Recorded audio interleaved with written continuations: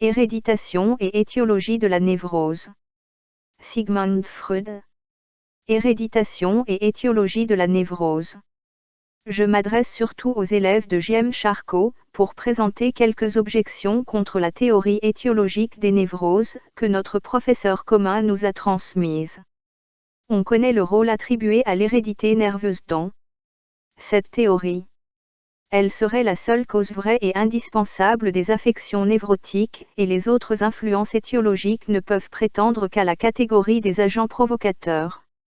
Cela a été affirmé par plus d'un même maître, ses disciples Guinon, Guy de la Turette et Janet, à propos de l'hystérie, tenant aussi en France, et un peu partout. Cette même opinion à propos des autres névroses, quoiqu'en ce qui concerne ces états, analogues à l'hystérie, elle n'ait pas été dit si solennellement et résolument. Je soupçonne depuis longtemps la justesse de cette théorie, mais il m'a fallu attendre de trouver des faits sur lesquels me baser dans la pratique quotidienne du médecin. Maintenant les objections sont déjà de deux ordres, arguments factuels et autres produits de la spéculation. Je vais commencer par les premiers, en les ordonnant selon l'importance que je leur accorde. 1. Parfois, ils se sont crus nerveux et démonstratifs d'un tendance neuropathique héréditaire, affections étrangères au domaine de la neuropathologie, et qui ne dépendent pas nécessairement d'une maladie du système nerveux. Ainsi, des névralgies faciales et de nombreux maux de tête, qui, on les croyait nerveuses, étant plutôt les conséquences d'altérations pathologiques post-infectieuses et de suppuration du système cavitaire pharyngonasal. Pour ma part, je suis convaincu qu'il serait dans l'intérêt des malades que nous, neurologues, abandonnions plus fréquemment le traitement de ces affections aux rhinologues. B. Il a été admis comme raison suffisante de supposer qu'un malade était porteur d'anomalies nerveuses héréditaires, toutes les affections nerveuses rencontrées dans sa famille, quelle qu'en soit la fréquence ou la gravité. Cette façon de voir les choses semble contenir une précision. Séparation entre familles libres de toute prédisposition nerveuse et familles qui y sont soumises sans limite ni restriction, à condition que les faits plaident plutôt en faveur de l'opinion contraire, selon laquelle il y a des transitions et des degrés de disposition nerveuse, sans qu'aucune famille en soit complètement indemne. C'est notre avis sur le rôle étiologique de l'hérédité. Dans les maladies nerveuses, elle doit, bien entendu, résulter d'un examen statistique impartial et non d'une pétition de principe. Tant que cet examen n'a pas été réalisé, l'existence de neuropathies acquises ainsi que de neuropathies héréditaires doit être présumée.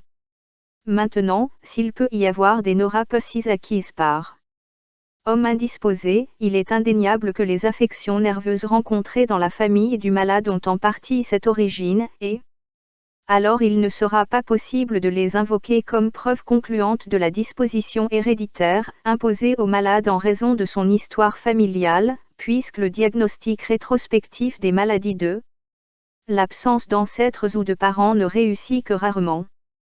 D. Ceux qui suivent Fournier et Herb concernant le rôle étiologique de la syphilis dans le tabet d'or seul et la paralysie progressistes ont vu qu'il fallait reconnaître dans la pathogenèse de certaines maladies la collaboration d'influences étiologiques puissantes autres que l'hérédité, importantes pour les produire par elles-mêmes.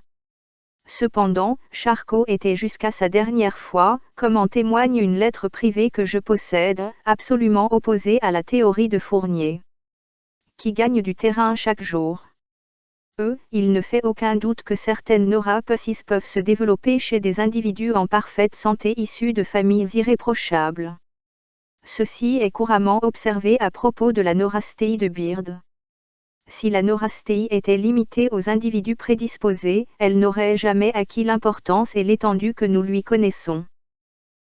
En pathologie nerveuse il y a hérédité semblable et hérédité dite dissemblable.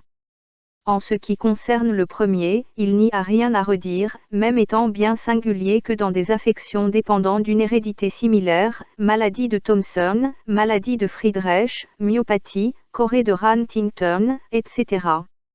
Jamais la trace d'une autre influence étiologique accessoire. Mais une hérédité dissemblable, beaucoup plus importante que l'autre, laisse des lacunes qu'il faudrait combler pour parvenir à une solution satisfaisante des problèmes étiologiques. nous nous référons au fait que les membres d'une même famille se montrent visités par les neuropathies les plus diverses, fonctionnelles et organiques, sans pouvoir découvrir une loi qui commande la substitution d'une maladie à une autre ou l'ordre de sa succession à travers les générations. À côté des malades, il y a dans ces familles des individus qui restent sains, et la théorie de l'hérédité dissemblable ne nous dit pas pourquoi ceux-ci portent le même fardeau héréditaire sans y succomber, ni pourquoi les malades ont choisi entre les conditions qu'une maladie particulière plutôt qu'une autre constitue la grande famille névropathique, l'hystérie au lieu de l'épilepsie, la folie, etc. Aucune place ne pouvant être accordée au hasard dans la pathogenèse nerveuse, il faut reconnaître que ce n'est pas l'hérédité qui préside au choix de la neuropathie qui se développera chez le membre d'une famille prédisposée, en supposant plutôt l'existence d'autres influences étiologiques de un caractère moins incompréhensible, influences qui mériteront alors le nom d'étiologie spécifique de telle ou telle affection nerveuse. Dans l'existence de ce facteur étiologique spécial, l'hérédité n'aurait rien pu faire, et si cette étiologie spécifique avait été remplacée par une autre influence, elle aurait conduit à la production d'une neuropathie différente. 2. Telles causes et déterminants spécifiques des neuropathies ont été peu étudiés, en raison de la grande perspective de la condition étiologique héréditaire captivant l'attention des médecins. Cependant, ils méritent certainement d'être l'objet de une étude assidue.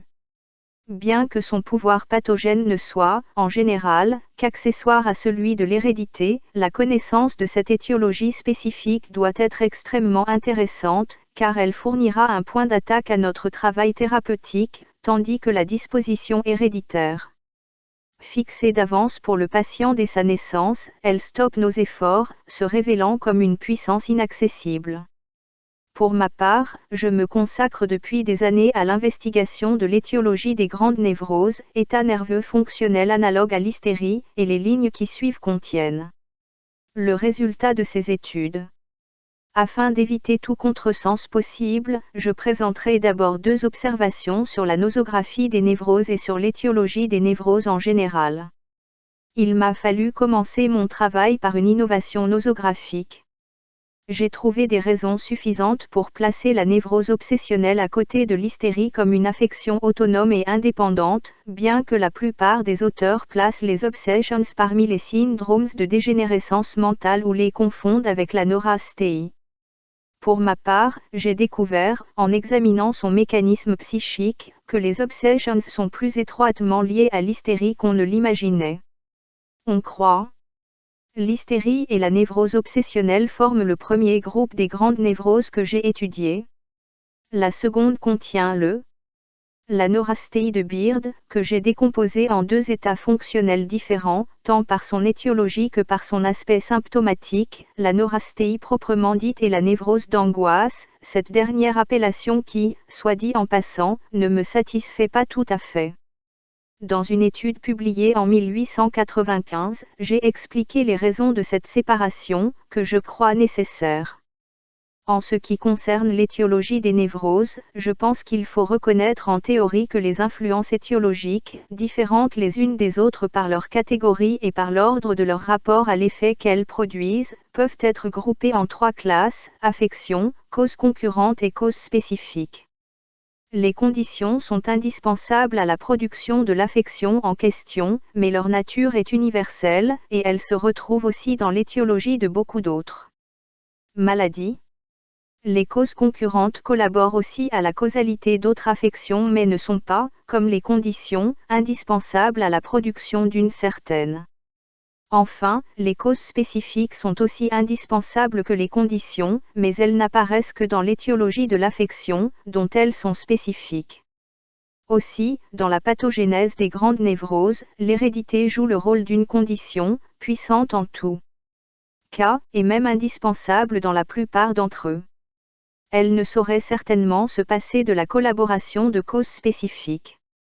Mais son importance est démontrée par le fait que les mêmes causes, agissant sur un individu sain, ne produiraient aucun effet pathologique manifeste, tandis que leur action sur une personne prédisposée donnera lieu à des névroses dont l'intensité et l'étendue dépendront du degré d'une telle condition héréditaire. L'action de l'hérédité est donc comparable à celle du fil multiplicateur dans le cercle électrique, qui exagère la déviation visible de l'aiguille, mais ne peut jamais déterminer sa direction. Dans les relations existantes entre l'état héréditaire et les causes spécifiques de la névrose, il y a encore quelque chose à noter. Là, l'expérience nous montre quelque chose que nous aurions pu supposer d'avance, à savoir que les quantités relatives, pour ainsi dire, des influences étiologiques ne sont pas à négliger dans ces questions d'étiologie. Ce qui n'aurait pas été deviné dans le fait suivant, qui semble résulter de mes observations, l'hérédité et les causes spécifiques peuvent être remplacées quant à leur côté quantitatif, et ainsi, le concours d'une étiologie spécifique grave avec une disposition médiocre, et celui d'une très forte hérédité nerveuse avec une légère influence spécifique produira le même effet pathologique. Ainsi, ces névroses, dans lesquelles on cherchera en vain un degré appréciable de disposition héréditaire, ne seront qu'un bout de la série ainsi constituée, pourvu que ce manque soit compensé par une puissante influence spécifique. Comme cause concurrente ou accessoire des névroses, on peut énumérer tous les agents vulgaires trouvés dans d'autres occasions, émotions morales, épuisement somatique, maladies aiguës, intoxication, accidents traumatiques, surcharge intellectuelle, etc. À mon avis, aucune d'entre elles, pas même la dernière, n'entre régulièrement ou nécessairement dans l'étiologie de la névrose, et je sais bien qu'émettre cette opinion, c'est se placer à l'encontre d'une théorie considérée comme universelle ou irréprochable. Depuis que Beard a déclaré que la neurasthénie était le fruit de notre civilisation moderne, seuls les croyants l'ont trouvé. Mais pour ma part, il m'est impossible d'être d'accord avec cette opinion. Une étude laborieuse des névroses m'a appris que l'étiologie spécifique des névroses était cachée à la connaissance de Beard. Il n'est pas dans mon esprit de mépriser l'importance étiologique d'agents aussi vulgaires. Elles sont très diverses et fréquentes, et étant presque toujours accusées par les malades eux-mêmes, elles deviennent plus évidentes que les causes spécifiques des névroses, étiologie cachée et ignorée. Très souvent, ils jouent le rôle d'agents provocateurs, qui rendent manifeste la névrose, jusqu'alors latente, leur étant liée d'un intérêt pratique, puisque la prise en compte de ces causes vulgaires. Elle peut servir de support à une thérapie qui ne vise pas une guérison radicale et se contente de ramener l'affection à son ancien état de latence. Or, il n'est jamais possible de vérifier une relation constante et stricte entre une de ces causes vulgaires et un certain état nerveux. Ainsi, l'émotion morale se retrouve autant dans l'étiologie de l'hystérie, des obsessions et de la neurasthénie que dans celui de l'épilepsie, de la maladie de Parkinson, du diabète et bien d'autres. Des causes concurrentes communes peuvent également remplacer en quantité une étiologie spécifique, mais jamais complètement la remplacer. Il y a bien des cas où toutes les influences étiologiques sont représentées par l'état héréditaire et la cause spécifique, à défaut des causes vulgaires. Dans les autres cas, les facteurs étiologiques essentiels ne sont pas suffisants en raison de leur quantité à provoquer des névroses, entraînant ainsi un état de santé apparent maintenu pendant une longue période, qui n'est en réalité rien de plus qu'un état de prédisposition névrotique. Il suffit donc qu'une cause vulgaire ajoute son action pour que la névrose se manifeste. Mais dans de telles conditions, il faut tenir compte du fait que la nature de l'agent vulgaire survenant est indifférente. Quoi qu'en dise l'agent. Émotion, traumatisme, maladie infectieuse, etc., l'effet pathologique sera le même, puisque la nature de la névrose dépendra toujours de la cause spécifique préexistante. Quelles sont donc ces causes spécifiques de névrose? Est-ce un seul ou y en a-t-il plusieurs? Peut-être peut-on constater une relation étiologique constante entre telle cause névrotique et tel effet, de sorte qu'à chacune des grandes névroses on puisse attribuer une étiologie particulière. Appuyé par un examen laborieux des faits, je dois affirmer que cette dernière supposition correspond exactement à la réalité, que chacune des grandes névroses énumérées a pour cause immédiate un trouble particulier de l'économie nerveuse, et que ces modifications pathologiques fonctionnelles reconnaissent la vie sexuelle de l'individu comme une origine commune, qu'il s'agisse d'un trouble de la vie sexuelle proprement dite. Ce sont des événements importants de la vie passée. Ce n'est pas vraiment une déclaration nouvelle et sans précédent. Parmi les causes de nervosité, les troubles sexuels ont toujours été admis, mais en les subordonnant à l'hérédité, en les coordonnant avec le autres agents provocateurs et en limitant leur influence étiologique à un nombre limité de cas observés. Les médecins ont même pris l'habitude de ne pas les chercher si le patient ne se réfère pas à il spontanément. Au lieu de cela, sur la base des résultats de mes recherches, j'élève ces influences sexuelles à la catégorie des causes spécifiques, je reconnais son action dans tous les cas de névrose, et enfin je trouve un parallélisme régulier, preuve d'une relation étiologique particulière entre la nature de l'influence sexuelle et l'espèce morbide de la névrose. Je suis sûr que cette théorie provoquera une tempête de contradictions de la part des médecins contemporains. Mais ce n'est pas ici le lieu de présenter les documents et les expériences qui ont imposé ma conviction ni d'expliquer le vrai sens de l'expression, quelque peu floue, trouble de l'économie nerveuse. Tout cela sera réalisé avec la plus grande amplitude dans un ouvrage que je prépare sur le sujet. Dans cette étude, je me limiterai à énoncer mon résultat. La neurasthénie proprement dite, d'aspect clinique très monotone dès qu'on en sépare la névrose d'angoisse, fatigue, dégoût, dyspepsie, flatulence, constipation, paresthésie rachidienne, faiblesse sexuelle, etc., ne reconnaît plus que l'onanisme comme étiologie spécifique. Démesurée, ou pollution spontanée. L'action prolongée et intense de cette satisfaction sexuelle pernicieuse suffit à provoquer une névrose neurasthénique ou imposer au sujet l'empreinte neurasthénique spéciale qui se manifeste plus tard sous l'influence d'une cause accessoire occasionnelle. J'ai aussi trouvé des personnes qui présentaient les signes d'une constitution neurasthénique, et chez qui je n'ai pas obtenu de preuve de l'étiologie susmentionnée, mais au moins j'ai réussi à vérifier que la fonction sexuelle ne s'était jamais développée chez eux au niveau normal, semblant douée d'hérédité d'une constitution sexuelle analogue à celle qui se produit chez le neurasthénique à la suite de l'onanisme. La névrose d'anxiété, dont le tableau clinique est beaucoup plus riche, irritabilité, état d'attente anxieux, phobie, crise d'angoisse complète ou rudimentaire, peur, vertige, tremblement, sudation, congestion, dyspnée, tachycardie, etc.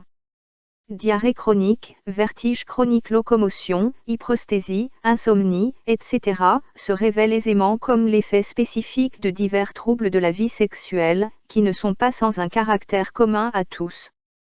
Abstinence forcée, excitation génitale frustrée, non satisfaite par l'acte sexuel, rapport sexuel imparfait ou interrompu, effort sexuel qui dépasse la capacité psychique du sujet, etc., tous ces agents.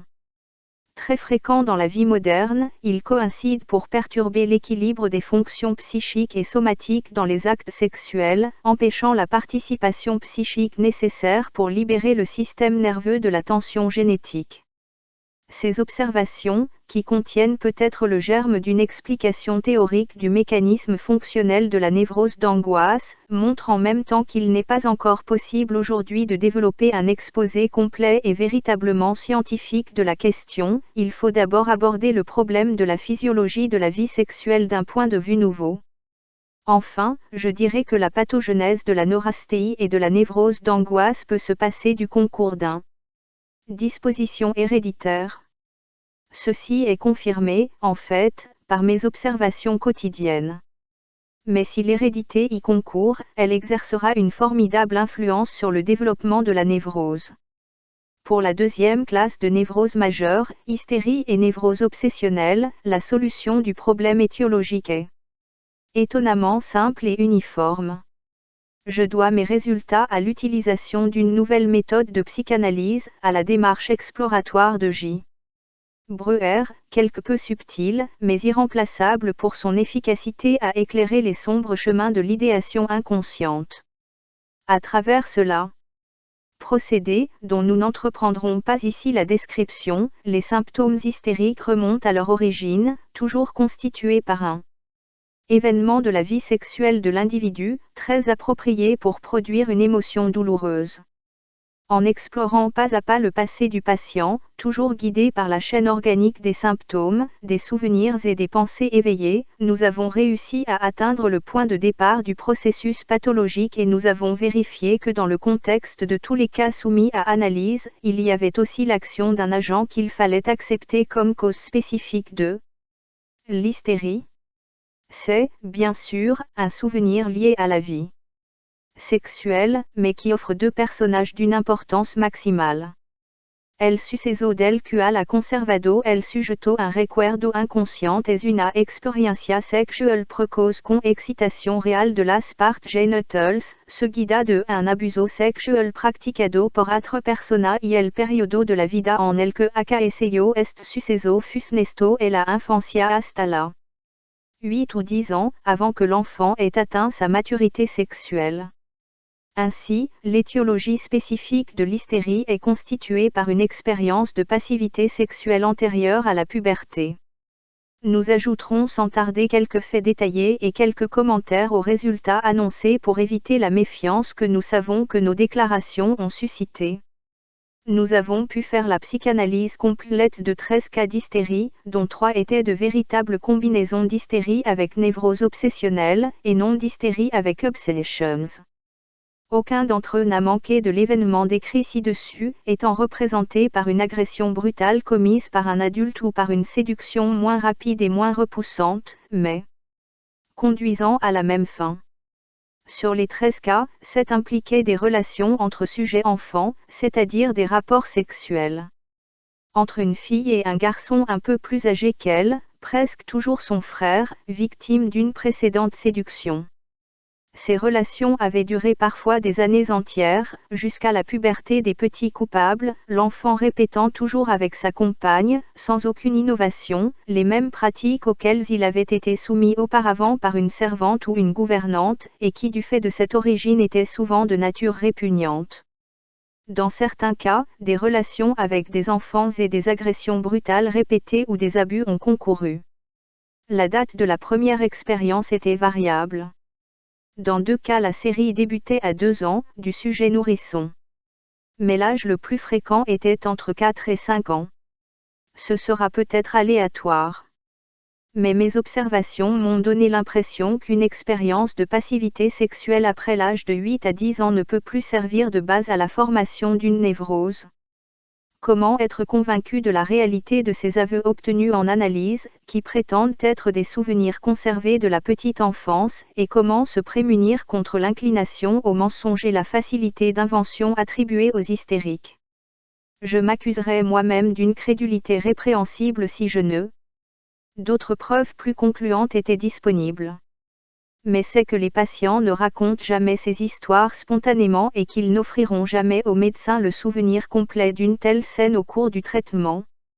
L'empreinte physique de l'événement sexuel précoce ne peut être réveillée que par la pression la plus énergique de la procédure analytique et dans la lutte contre d'énormes résistances. Il faut, arrachant la mémoire morceau par morceau, et tandis qu'elle s'éveille dans leur conscience, les patients se révèlent envahis par une émotion difficile à simuler. L'événement sexuel précoce laisse une marque impérissable dans l'histoire du cas, y apparaissant représenté par une multitude de symptômes et de particularités qui n'admettent pas une autre explication, étant exigées de manière péremptoire par l'enchaînement subtil mais solide de la structure intrinsèque. Point de névrose. Enfin, quand on ne pénètre pas jusqu'à cet événement, l'effet thérapeutique de l'analyse échoue, et il n'y a donc pas d'autre choix que de l'accepter ou de le réfuter tous ensemble. Peut-on comprendre qu'une expérience sexuelle aussi précoce subie par un individu dont le sexe s'est à peine différencié soit pourtant à l'origine d'une anomalie psychique persistante, comme l'hystérie? Et comment concilier une telle hypothèse avec nos idées actuelles sur le mécanisme psychique de cette névrose? On peut donner une réponse satisfaisante à la première de ces questions, précisément parce que c'est un sujet enfant, il ne produit pas. L'excitation n'a aucun effet, mais son empreinte psychique persiste. Plus tard, lorsqu'avec la puberté la réactivité des organes sexuels se développe à un niveau incommensurable par rapport à l'état infantile, cette empreinte psychique inconsciente est ravivée, et du fait de la transformation due à la puberté, la mémoire déploie une puissance qui manquait totalement à l'événement lui-même. La mémoire agit alors comme s'il s'agissait d'un événement présent. Il s'agit donc, pour ainsi dire, d'un acte posthume d'un traumatisme sexuel. À notre connaissance, cet éveil de la mémoire sexuelle. Après la puberté, l'événement lui-même étant survenu à un moment bien antérieur à cette période, est la seule possibilité psychologique. Que l'action immédiate d'un souvenir dépasse celle de l'événement en cours. Mais il faut tenir compte du fait qu'il s'agit d'une constellation anormale, qui attaque un côté faible du mécanisme psychique et produit nécessairement un effet psychique pathologique. À mon avis, cette relation inverse entre l'effet psychique du souvenir et celui de l'événement entraîne la raison pour laquelle le souvenir reste inconscient. Nous arrivons ainsi à un problème psychique très complexe, mais qui, dûment apprécié, promet un jour d'éclairer avec éclat les questions les plus délicates de la vie psychique. Les idées présentées ici, partant du fait que la psychanalyse nous révèle toujours, comme cause spécifique de l'hystérie, le souvenir d'une expérience sexuelle précoce, ne sont pas conformes à la théorie psychologique de la névrose de Janet ni à aucune autre, mais elles s'harmonisent parfaitement avec mes propres spéculations sur les névroses de défense. Tous les événements postérieurs à la puberté, auxquels il faut attribuer une influence sur le développement de la névrose hystérique et sur la formation de ses symptômes, ne sont en réalité que des causes concurrentes, des agents provoquants, comme le disait Charcot, pour qui il tenait l'hérédité nerveuse. Je réclame pour l'expérience sexuelle précoce. Ces agents accessoires ne sont pas soumis aux conditions strictes attachées à des causes particulières. L'analyse démontre irréfutablement que ce n'est que par leur capacité à réveiller l'empreinte psychique inconsciente de l'événement infantile qu'ils jouissent d'une influence pathogène par rapport à l'hystérie. Leur lien avec l'empreinte pathogène primaire est ce qui fait entrer leur mémoire dans l'inconscient, leur permettant ainsi de contribuer au développement d'une activité psychique éloignée du pouvoir des fonctions conscientes. La névrose obsessionnelle provient d'une cause spécifique très proche de celle de l'hystérie. On retrouve aussi chez elle un événement sexuel précoce, survenu avant la puberté, dont la mémoire s'active à ce moment ou après, et les mêmes raisonnements et observations exposés à l'occasion de l'hystérie peuvent s'appliquer au cas observé de cette névrose, 6, dont 3 très purs. Il n'y a qu'une différence importante. Au fond de l'étiologie hystérique, nous avons trouvé un événement de passivité sexuelle, une expérience tolérée avec indifférence ou avec colère ou peur. Dans la névrose obsessionnelle, au contraire, il s'agit d'un événement qui a causé du plaisir, d'une agression sexuelle inspirée par le désir, sujet nourrisson de sexe masculin, ou d'une participation joyeuse à des relations sexuelles, sujet nourrisson de sexe féminin. Les idées obsédantes, reconnues par l'analyse dans leur au sens intime, réduits pour ainsi dire à leur plus simple expression, ce ne sont que des reproches que le sujet adresse pour la jouissance sexuelle anticipée, quoique reproches défigurés par un travail psychique inconscient de transformation et de substitution. Le fait même que de telles agressions sexuelles aient lieu à un âge aussi tendre semble dénoncer l'influence d'une séduction antérieure, dont la précocité du désir sexuel est une conséquence. Dans les cas que j'ai analysés ont toujours confirmé ce soupçon. Ainsi s'explique un fait constant dans ces cas de névrose obsessionnelle, c'est-à-dire la complication régulière de l'image symptomatique d'un certain nombre de symptômes simplement hystériques. L'importance de l'élément actif de la vie sexuelle dans l'étiologie des obsessions et celle de la passivité dans la pathogenèse de l'hystérie semble même révéler la raison du lien plus intime de l'hystérie avec le sexe féminin et de la préférence du mâle pour névrose obsessionnelle. On rencontre parfois deux névrosés qui, dans leur enfance, ont formé un couple d'amants enfantins, et dans ces cas l'homme souffre de névrose obsessionnelle et la femme d'hystérie. S'agissant du frère et de la sœur, il n'est pas difficile de commettre l'erreur d'attribuer à l'hérédité nerveuse ce qui n'est qu'un effet des expériences sexuelles précoces.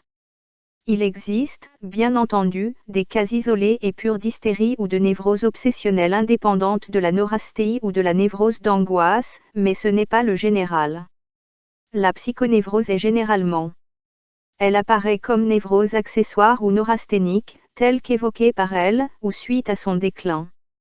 Cela tient au fait que les causes spécifiques de ces névroses, c'est-à-dire les troubles courants de la vie sexuelle, agissent en même temps comme cause accessoire des psychonévroses dont la cause spécifique, le souvenir de l'expérience.